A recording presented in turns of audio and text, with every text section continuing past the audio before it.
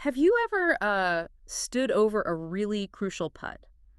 Like maybe it's to save a totally grueling par, or, maybe you just want to finally beat your regular weekend playing partner. Oh, absolutely. The pressure in those moments is, well, it's very real. Right. And suddenly you feel like distance control is just this absolute mystery. I mean, you look at the hole, you look at the ball, and your stroke feels less like a calculated athletic movement and more like some sort of dark art. Yeah, based almost entirely on vague intuition. You just kind of hit the ball and hope the universe decides it's the right speed. Exactly. It is a terrifyingly common experience for golfers at literally every single level. Yeah. And, the resulting frustration usually leads players straight to the practice green. Where they will spend uh, agonizing hours tweaking their grip or changing their stance, or they just go buy a really expensive new putter. Which we all love to do. But when you dive into the performance science, all of that mechanical tweaking completely misses the root of the problem. It really does. It misses it entirely. And that is exactly what our deep dive is tackling today. We are breaking down the Puttalyze methodology. Yes, which is a highly data-driven approach to putting. Right. And our mission today is to deconstruct why elite distance control on the green actually has, well, almost nothing to do with rigid mechanics or applied force. It is all about what we are going to call biological calibration. That's the perfect term for it, biological calibration. So we are going to look at the neurology behind the stroke. We're going to explore why getting the golf ball to the hole is actually this silent, violent battle between your conscious ego and your central nervous system. Which, I have to say, requires a massive shift in how we perceive the sport. Because the stated objective of the Puttalyze framework is actually incredibly tangible. What's the specific goal there? It's about saving at least one stroke per round, and doing it through a structured, repeatable system. But to get there, we have to stop treating distance control like it is reliant on some innate magical feel. Like it's just a talent you either have or you don't. Exactly. It's not magic. It's a trainable biological skill. And poor distance control is the direct cause of three putts and just general scoring instability.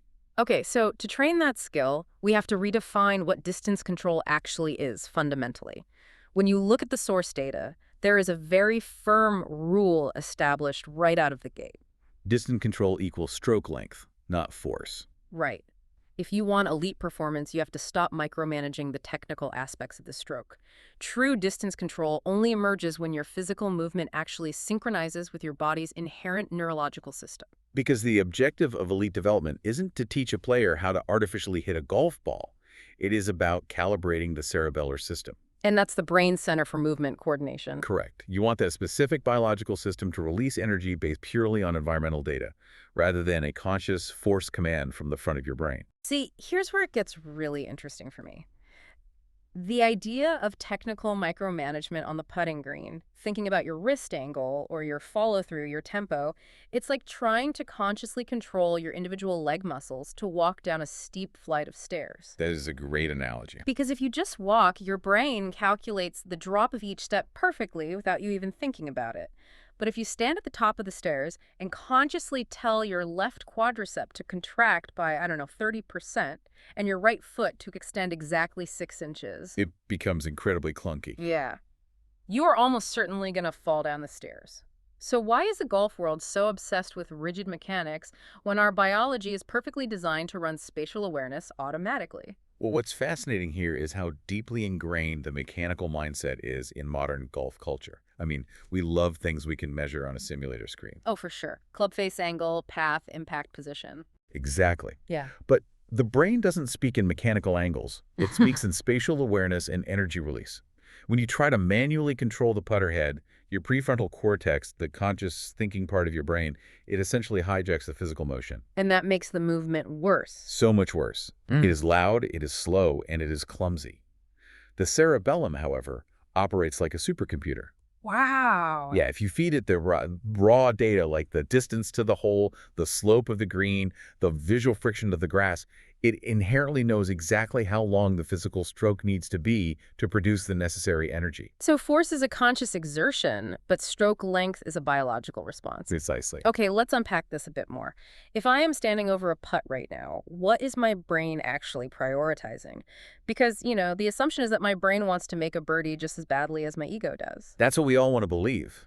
But according to the neurological data, The brain's absolute #1 priority is safety. Safety, like physical safety. Yes, the human brain operates as a safety-first processor at all times. And in the context of putting, this manifests as a mechanism the framework calls the protective instinct. The protective instinct. Okay. It acts as a biological governor that actively prevents you from applying excessive force. I gotta say, if I'm listening to this right now, I'm probably a little skeptical. If I'm standing over a 20-foot putt, my brain isn't thinking I'm gonna die. I mean, it's just a golf ball on a manicured lawn. How does safety apply to a putting green? Well, in evolutionary terms, safety means control. The brain views excessive force, like a wildly accelerating putter head, as a high-risk situation. It's a situation where you completely lose control of the environment. Oh, I see. And on the flip side, finishing short of the target is categorized by the brain as low risk and entirely controllable. So the brain is essentially calculating, if we hit this ball too hard, it rolls off the green, we face an unpredictable outcome, and we are in danger. Exactly. Danger, in a golfing context, is a massive score blowout. So the central nervous system naturally limits the energy output. It produces a conservative braking motion pattern. Meaning, when I leave a putt painfully short, it is not a technical flaw in my stroke. Not at all. It is a biological safeguard. It's like my brain's acting as the anti-lock brakes in my car, pumping the brakes to keep me from spinning out on the highway. That is the perfect way to visualize the mechanism. You see this constantly with amateurs facing a slick, downhill 20-footer. Oh yeah, the dreaded downhill slider. Right. The conscious mind, the ego, says strike the ball firmly. But the cerebellum screams danger, loss of control, and the physical stroke abruptly decelerates right before impact. The fascinating friction here is that our biology actually fights against the physics of a braking putt.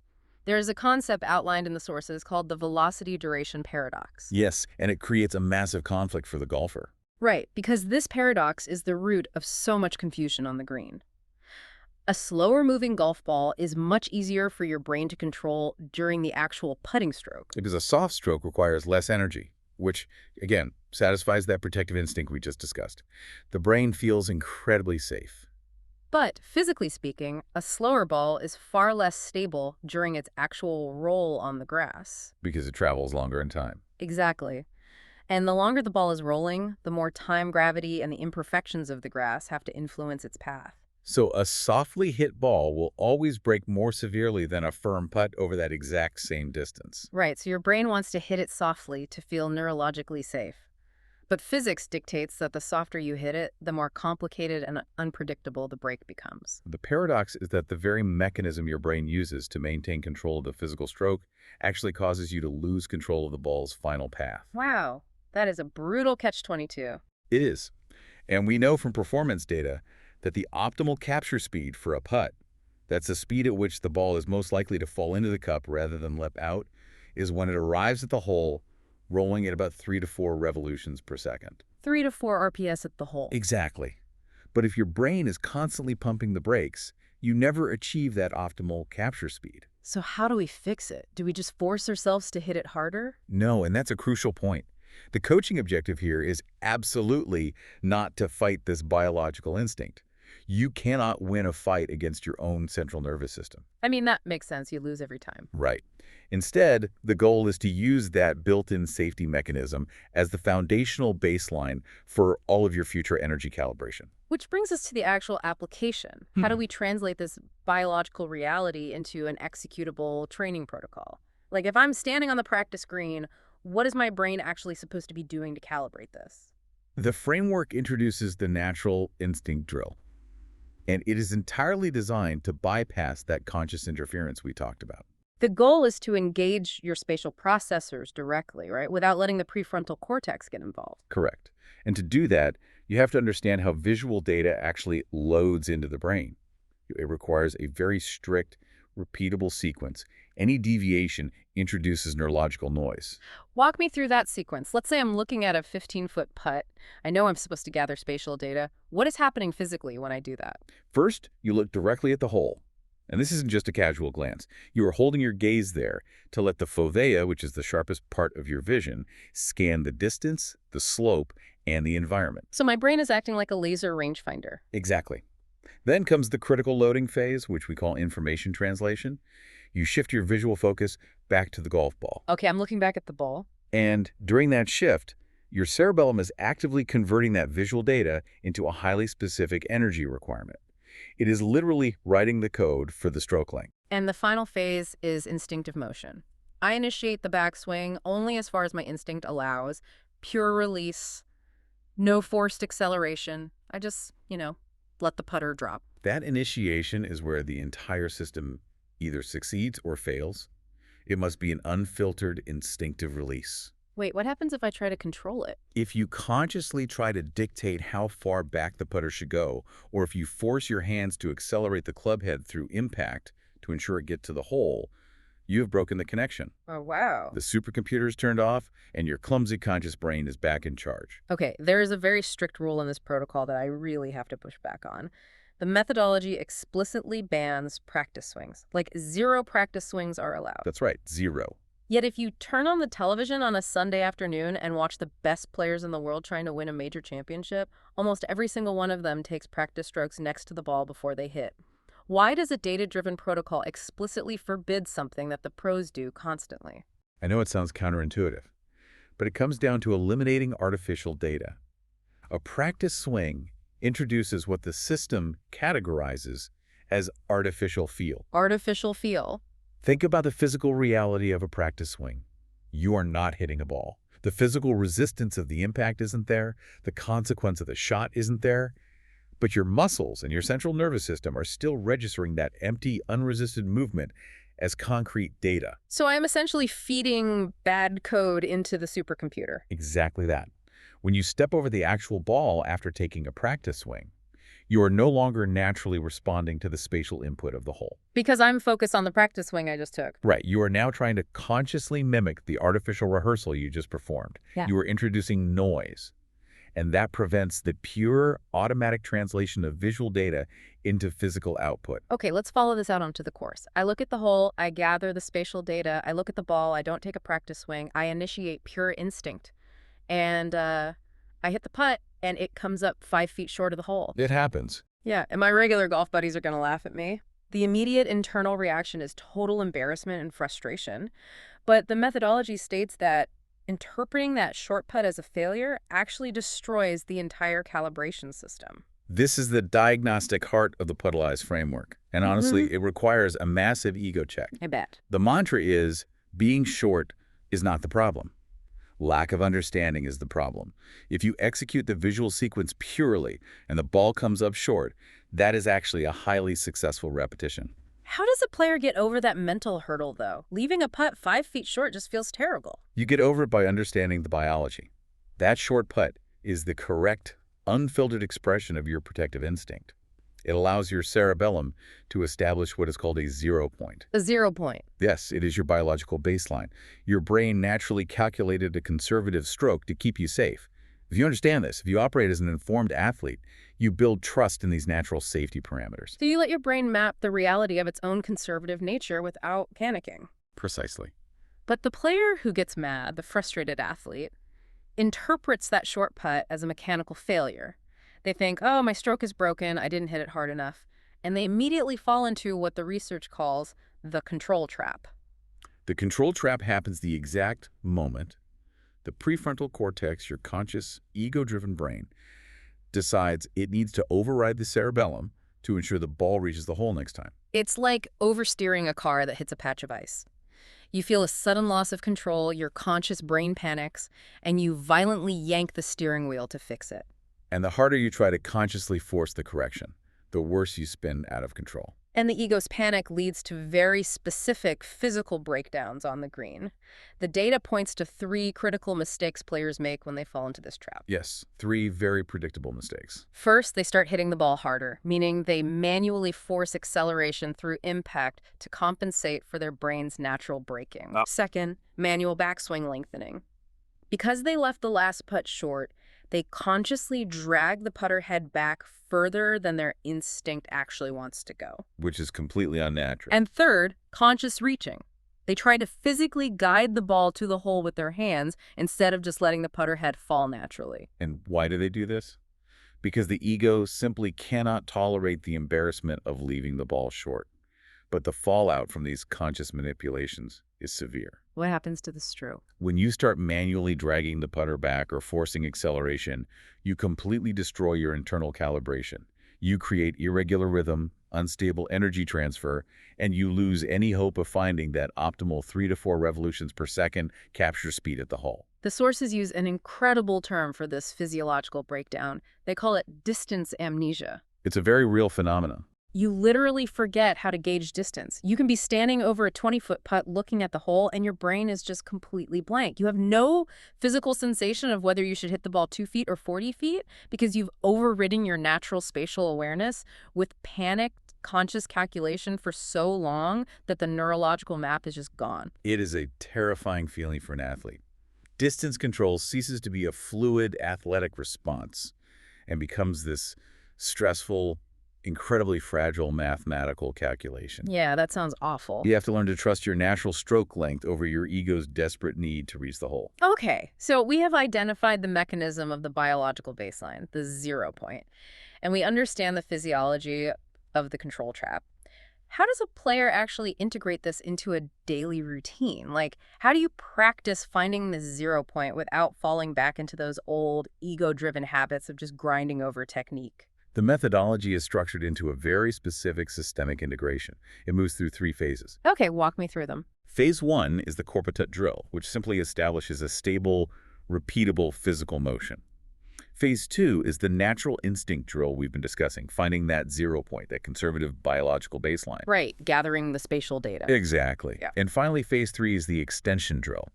That is where you systematically train the brain to extend its energy output beyond that instinctual baseline, but without triggering the panic response. Now, there is a massive warning label attached to this training protocol. You are only supposed to do this for 3 to 6 minutes daily, just right before a practice session or a competition. That is correct. And the text says, in bold letters, volume is the enemy. Extending the drill beyond 6 minutes actually weakens the neurological imprint. I have to say, in a sport where ambitious amateurs and tour pros will literally grind on the practice screen for 3 hours straight until their backs ache, the idea that anything more than 6 minutes is actively harmful to the brain sounds crazy. Why is volume the enemy? Well, when you look at the mechanics of neuroplasticity, it makes perfect sense. This training is about transforming a forced mechanical action into a biologically calibrated system. You are trying to create a measurable, repeatable neurological imprint. Okay. The brain learns spatial awareness very quickly, but only in highly focused, intense bursts. After about 5 or 6 minutes of pure spatial focus, mental fatigue sets in. The fovea stops scanning as sharply, your concentration wavers. In the exact millisecond your pure spatial awareness drops, what takes over? The conscious mechanical brain. Mm. Your prefrontal cortex steps right back in. You start guessing again. You start manually manipulating the putter again. Oh, I see. If you stay on the practice screen for 2 hours, you are realistically spending 6 minutes building a clean neurological imprint and 1 hour and 54 minutes practicing conscious interference. You are literally practicing the disease, not the cure. Wow. Which brings us to the most extreme manifestation of this disease. The methodology claims this neurological conflict is the origin of the yips. Yes, the yips, the ultimate breakdown. For anyone who hasn't experienced it, the yips are these agonizing, involuntary spasms or flinches during the putting stroke. I mean, it looks like a physical short circuit in the hands. Players have quit the game, lost their careers over this. It is humiliating and painful to watch. How does a biological calibration system explain the yips? The framework argues that attempting phase 3, which is the conscious extension of energy to reach the hole, without having fully mastered phase 2, your natural 0 point baseline, is the primary cause of the yips. So because a player doesn't actually know what their natural biological baseline is, they are forcing their brain to manufacture distance it just doesn't understand. You cannot extend beyond a limit you do not yet understand. The yips are the ultimate visceral manifestation of a high-speed collision between the cerebellum and the prefrontal cortex. A high-speed collision. That's an intense image. Picture a player standing over a downhill slider to win a tournament. The conscious ego is screaming, "Force the putter through impact so we don't leave it short." But the protective instinct is looking at the slope and the speed of the greens and screaming, "Mortal danger, slam on the brakes immediately." And those two conflicting signals hit the muscles in the hands at the exact same millisecond? Yes, a neurological collision. The result is a physical spasm, a flinch. Phase 2 defines your internal baseline. It teaches your brain where safe is. Without it, any added distance is purely conscious guesswork. And the brain hates guesswork. The central nervous system violently rejects guesswork in high-stakes situations. Synthesizing everything we've pulled from this deep dive into the Puttalyze methodology today, elite distance control isn't about subjective feel. It's not about generic magazine tips like, accelerate through the ball, and it is certainly not about endless mechanical grinding on the practice screen for hours. Definitely not. It's about deeply understanding the mechanisms of the brain's protective instinct. It's about calibrating the cerebellum's 0 point, and honestly, having the courage to trust your inherent spatial awareness over your conscious ego's desire to manipulate the putter. That is the ultimate takeaway for you listening today. Whether you are prepping for a casual weekend round or an elite high-stakes tournament, the path to elite distance control is exactly the same. Just trust the biology. Yes, it requires replacing physical effort with biological understanding. It requires replacing conscious control with profound trust. When you allow your neurological system to naturally deliver the stroke length based on clean spatial data, that is the fastest, most permanent way to save strokes, find that optimal capture speed, and eliminate 3 putts from your game entirely. You just stop fighting your own biology. Which leaves us with a really fascinating final thought to ponder. If our brain's protective instinct is secretly governing and, in the case of a short putt, severely limiting our physical movements to keep us safe from perceived failure, what other areas of our athletic performance or even our daily physical routines and careers are being silently sabotaged by our own biology's hidden desire to hold us back?